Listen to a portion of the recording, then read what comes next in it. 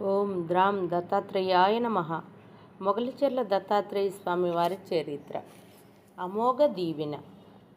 సుమారు 5 వారాల వరకు శ్రీవారికి నాకు మాలకొండ వెళ్ళటానికి వీలు పడలేదు.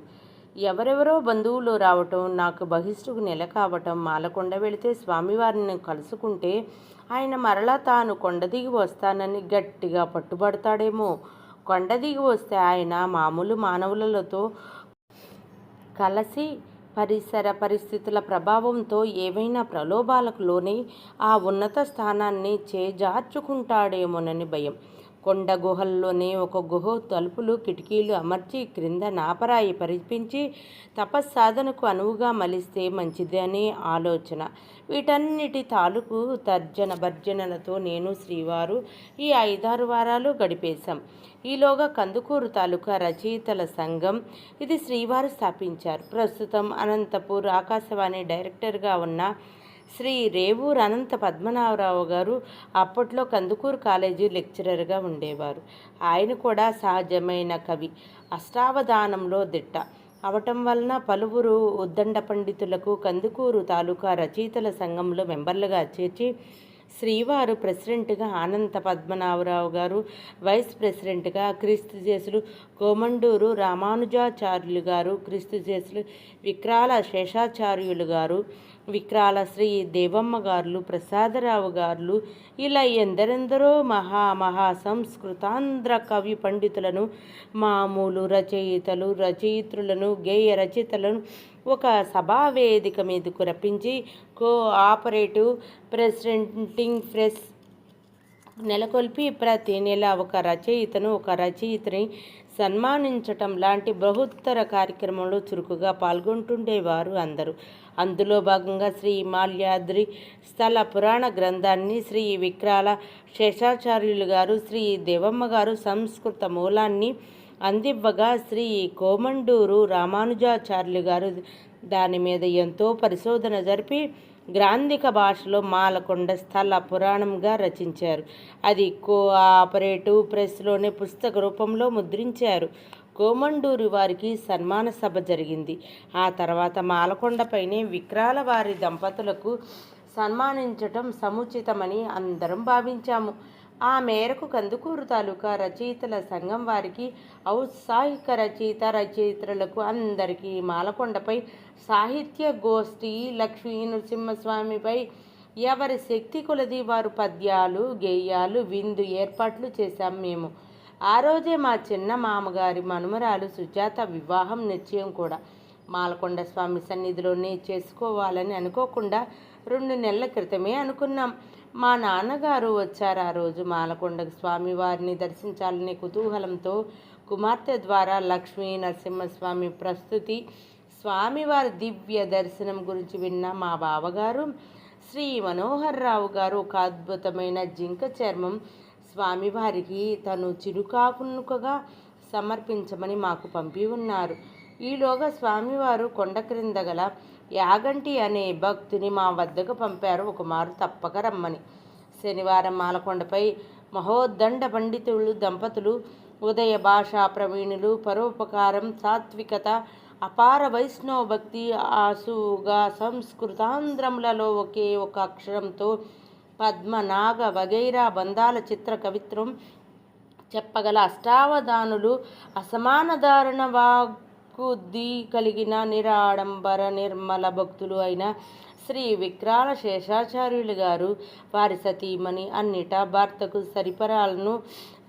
సరి సమానురాలు అయిన శ్రీమతి విక్రాల శ్రీ దేవమ్మ గారు సన్మాన కార్యక్రమం అత్యంత వైభవంగా జరిగింది. శ్రీ అనంత పద్మనాభరావు గారు, విక్రాల వారి దంపతులు, నారాయణ బాబు, ఇలా ఎందరెందరో కవుల ముఖతః వెలువడిన శ్రీ లక్ష్మీ నరసింహస్వామి వివిధ రూపాల పద్యాలతో, స్తోత్రాలతో మాలకొండపై స్వామి పామరులకు సైతం అత్యక్షమై నిలచాలనిపించింది. మా దంపతులం శ్రోతలుగా చూస్తూ ఆనంద పారవస్యం చెందాము. విక్రాల వారి దంపతులను నూతన వస్త్రాలతో సన్మానించే మహద్భాగ్యాన్ని జన్మలో పొందగలిగిన మేము వారి పాదాలంటి నమస్కరించాము. ఆ దంపతులు మమ్మల్ని ఆశీర్వదించారు. శ్రీ దేవమ్మ గారు నా భుజాలు పట్టుకొని పైకి లేపుతూ శీఘ్రమేవ సుపుత్ర ప్రాప్తిరస్తు అని దీవించింది. నేను, శ్రీవారు, అక్కడున్న సభికులు, మా నాన్నగారు, మేము వివాహం నిశ్చయించబోతున్న మా దంపతులందరూ ఒక్క క్షణం అవాక్కైపోయాము. ముఖాముఖాలు చూచుకున్నాం. కారణం, మాకు 2 అబ్బాయిలు 1 అమ్మాయి. తర్వాత ఇక పిల్లలు కలగకుండా ఆపరేషన్ చేయించుకున్నాను నేను. పిల్లలు కూడా హైస్కూల్ చదువులు దాటిపోతున్నాయి. ఈ మహాసాధ్వి మాలకొండ స్వామి సన్నిధిలో అప్రయత్నంగా నిండు హృదయంతో అశరీరవాణిలా దీవించిన ఆ అమోఘ దీవెన వృధా పోతుందా? పోదుగాక పోదు. ఇప్పుడు నాకో బిడ్డ కలుగుతాడా? బాబోయ్, వద్దుగాక వద్దు. అందరిలో ప్రస్ఫుటంగా కనిపించిన కలవరం చూచి గమనించి నన్ను ఒకంత ప్రక్కకు పిలిచి అడిగారు, నా దీవెనలో ఏదైనా పొరపాటుందా? మాకు పిల్లలు లేరు. పిల్లల కోసం జీవితమంతా వేదన పొందిన స్త్రీగా మీకు పిల్లలు లేరేమోననుకొని అలా దీవించాను అన్నారు ఆవిడ. నేను ఆవిడ గారు నొచ్చుకోకుండా అన్నాను, పర్వాలేదు. మాలకొండ స్వామి మీకిచ్చిన అమోఘ వాక్కు. ఆ స్వామి ఎలా మలిస్తే అలా జరుగుతుంది. మీ దంపతులు దీవెన మాకు సాక్షాత్తు స్వామి దీవెన లాంటిది అన్నారు. ఆ తర్వాత మా బంధువులతో సుజాత వివాహం నిశ్చయం తాలూకు కబుర్లు, సుమారు 150 మంది ఆహుతులకు విందు యథావిధిగా జరిగిపోయాయి. అందరూ కొండ దిగి వెళ్ళాక శ్రీవారు, నేను, మా నాన్న జింక చర్మంతో సహా స్వామివారిని దర్శించాము. సాయంత్రం పార్వతీ అమ్మవారి మఠంలో ఆయన మా కోసం ఎదురు చూస్తూ ఉండగా జింక చర్మం చాలా సంతోషంగా స్వీకరించారు. మా నాన్నగారితో ఆప్యాయంగా చర్చించి ఆయనతో మీరు నమ్మిన వైష్ణవ భక్తి లలిత సహస్రనామ పూజ కొనసాగిస్తుండండి అన్నారు. మా దంపతులతో కాస్త కఠినంగా మీరు కొండ గుహకు తలుపులు పెట్టించే ఏర్పాట్లు చేద్దామని ఆలోచిస్తూ కాలయాపన చేస్తున్నట్లున్నది. వద్దు, దైవ నిర్ణయాలు, దైవ ప్రేరితాలు మీకు అర్థం చేసుకోలేరు. నేను చెప్పినట్లుగా పొలం చూడండి, మీకు మేలు జరుగుతుంది అన్నారు. అందాక ఉన్న మా సంశయాలన్నీ పటాపంచలైపోయాయి. శ్రీ లక్ష్మీ నరసింహస్వామి గద్దిస్తూ ఆజ్ఞాపించినట్లు మా హృదయాలకు అవగతం అయ్యింది. మా స్వంత పొలం 2 ప్రదేశాలలో ఉంది. మీరు ఏది కోరితే అది మీరు కోరినన్ని ఎకరాలు మీకు సమర్పించుకుంటాము. మీ తపో సాధనకు మేము మా వంతు సహకారం అందించి మా జీవితాలు ధన్యం చేసుకుంటాము అని మనస్ఫూర్తిగా చెప్పాము. సరే, మీరు మరలా వచ్చినప్పుడు నేను మీ వెంట వచ్చి పొలం నిర్ణయిస్తాను అని చెప్పారు స్వామివారు. ఇంటికి వచ్చాక కూడా విక్రాల దంపతులు దీవెన, ముఖ్యంగా శ్రీ దేవమ్మ గారి దీవెన మా చెవులలో మారుమ్రోగుతూనే ఉన్నది. మా శ్రీవారు, నేను మా గ్రామం నుండి 2వ వారమే వెళ్ళాం మాలకొండకు అనుకోకుండా. సుజాత కాబోయే మామగారు రమణయ్య గారు, మా చిన్నత్తగారు కౌసల్యమ్మ గారు కొండ మీద కనిపించారు. అందరం స్వామి దర్శనానికి గర్భగుడిలో ప్రవేశించాము. మామూలుగా నేను, శ్రీవారు స్వామి విగ్రహానికి ఎడమ చేతి వైపు నిల్చుంటాం. పూజ సమయంలో గుడి వైపు పూజారి నిల్చొని పూజ చేస్తున్నాడు. ఆ రోజు స్వామి కన్నులు మా వైపు చాలా దీక్షగా చూస్తున్నట్లు, త్రుళ్ళి స్వామి నవ్వుతున్నట్లు నాకు కనిపించింది. అలా స్వామి కేసు చూస్తూ నేను అప్రయత్నంగా మా చిన్నత్తగారు నిల్చొని ఉన్న వైపు నిల్చున్నాను. శ్రీవారు రమణయ్య స్వామి ఎడమవైపు నిల్చున్నారు. పూజారి గారు గోత్రనామాలతో సంకల్పం చెప్పి పూజా ద్రవ్యాలున్న పళ్ళాన్ని మమ్మల్ని స్పృశించమని చెప్పే వరకు నేను స్వామి కళ్ళు చూస్తూ ఇటువైపు నిల్చొని విషయమే గుర్తించలేదు. అప్పుడు గుర్తించి శ్రీవారి పక్కకు వెళ్ళటానికి నా ప్రక్కన ఉన్న అతిథులు ఏమనుకుంటారోనని జంకాను. పూజారి పూజ చేస్తున్నాడు. నేను కళ్ళు మూసుకొని ఉన్నాను. హఠాత్తుగా గర్భగుడి భూకంపం వచ్చినట్లు ఇల్లు దర్వాజాలు దడదడ ఎగిరినట్లుగా అటు ఇటు ఊగుతున్నట్లుగా అనుభూతి కలిగి భయపడి కళ్ళు తెరిచాను. స్వామివారి విగ్రహంతో సహా కదులుతున్నట్లుగానే ఉన్నది.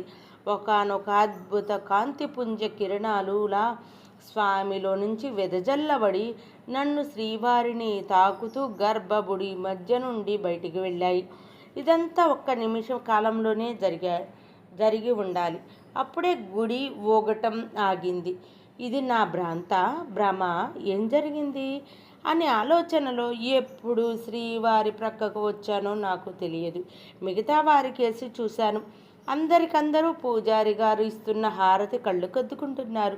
మామూలుగా శ్రీవారితో మెల్లిగా అన్నాను. గర్భగుడి కదిలింది. స్వామిలో నుండి ఒకనొక మహాద్భుత తేజపుంజం మన ఇద్దరిని ఒరుసుకుంటూ బయటికి వెళ్ళింది. స్వామివారి అంశని తోచింది నా మనసుకు. శ్రీవారి విసుక్కున్నారు. గర్భగుడిలో మాట్లాడకు, నీకు తల తిరుగుతుందో ఏమో పైత్యం చేసి అన్నారు. కానీ నా అనుభూతి అబద్ధం కాదు, భ్రాంతి కాదు, భ్రమ కాదు. గర్భగుడిలో స్వామిలో మున్నెన్నడూ నేను చూడని, అనుభూతి చెందని మహోద్భుత తేజపుంజాన్ని ఇప్పుడు కూడా చూస్తున్నాను. ఎలా చెప్పను? లేక నేను ఎప్పటిలా శ్రీవారి ప్రక్కన నిల్చోక అవతల వైపు వేరుగా నిల్చోవటం వల్ల స్వామికి కోపం వచ్చిందా? అందుకని ఒక ఊపు ఊపాడా? ఇలా నాలో నేను తర్కించుకుంటున్నాను. అతిథుల ముందు ఈ నా సందేహాలు శ్రీవారితో అడిగేందుకు నాకు ఇష్టం లేదు. యాత్రికంగా ప్రసాదం తీసుకొని స్వామి వద్ద సెలవు తీసుకొని అందరం వచ్చాము. సరిగ్గా శివాలయం వద్దకు వచ్చేసరికి స్వామివారి జింక చర్మం చంకలో పెట్టుకునే కమండలం దండం పట్టుకొని కుడి నాసిక ఎడమ నాసిక వేలితో మూస్తూ తెరుస్తూ శ్వాసక్రమాన్ని పరీక్షిస్తూ తర్వాత స్వామివారు చెప్పారు. చంద్రనాడి సూర్యనాడి శ్వాసక్రమం దాన్ని బట్టి శుభాశుభ శకునాలు నిర్ణయించుకుంటారంట యోగులు. నిల్చొని ఉన్నాను దిగంబరంగా. నేను ఇప్పుడే మీ వెంట వస్తున్నాను. మీ గ్రామానికి పై గుహలో తపస్సమాధిలో ఉండగా బ్రాహ్మణ దంపతులు వచ్చారు అనే ఆదేశం వచ్చింది. నా హృదయంలోకి నేను దిగి వచ్చి మీకోసం చూస్తున్నాను అన్నారు వెన్నెల కురిసినట్లు నవ్వుతూ. మేమిద్దరం కంగు తిన్నాము. ఈరోజు స్వామివారిని మా వెంటకు పిచ్చుకు వెళ్ళటానికి మేము మానసికంగా సిద్ధంగా లేము. రేపు ఎల్లుండి మా ఇంటికి శ్రీవారితో పని మీద ఆఫీసర్లు చాలామంది రాబోతున్నారు. వారందరికీ భోజనాలు వగైరా ఏర్పాట్లు చూడాలి. మా ప్రక్కన ప్రస్తుతం 2 అతిథులు మా వెంట మా గ్రామానికి వస్తున్నారు. వీళ్ళిద్దరికీ రాత్రికి భోజన ఏర్పాట్లు, పడకలు వగైరా కార్యక్రమం ఉన్నది. ఇప్పటికిప్పుడు స్వామివారు మా వంట వస్తానంటే ఆయన గారికి యోగులకు ఏ ఏర్పాట్లు చెయ్యాలో మాకు తెలియకపోయా. శ్రీవారు మాత్రం గంభీరంగా ఎద్దుల బండిలో మా వెంట మీరు రాగలరా అన్నారు.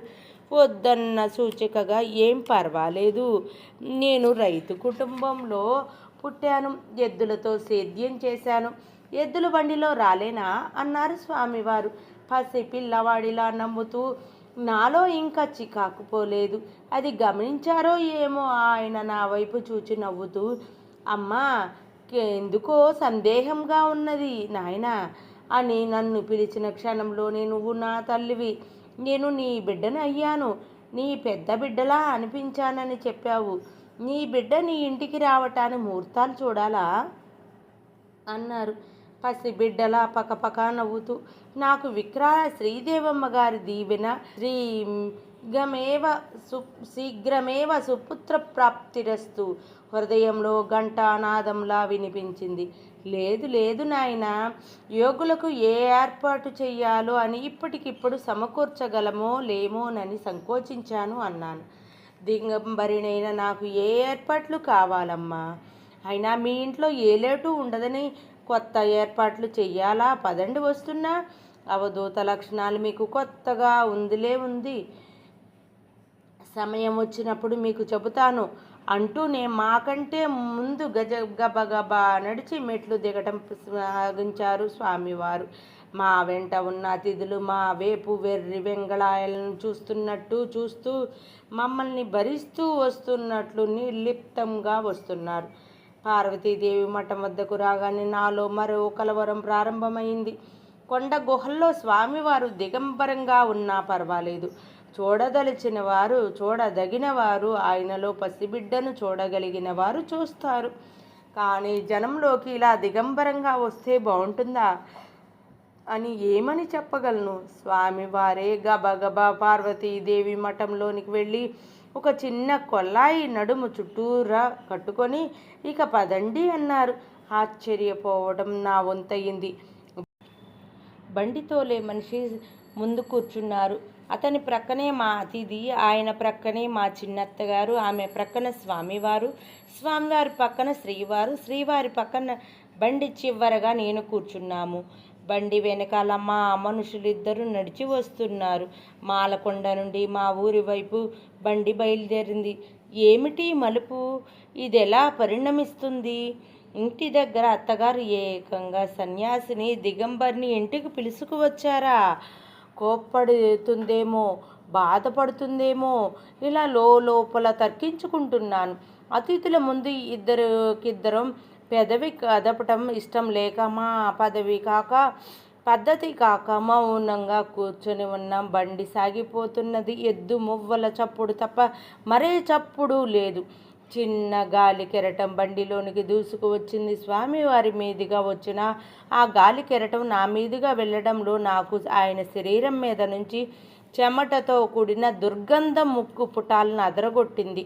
స్వామివారి వైపు చూచాను. ఆయన తీక్షణంగా తన పెరిగిన గోళ్ల కేసు చూసుకుంటున్నారు.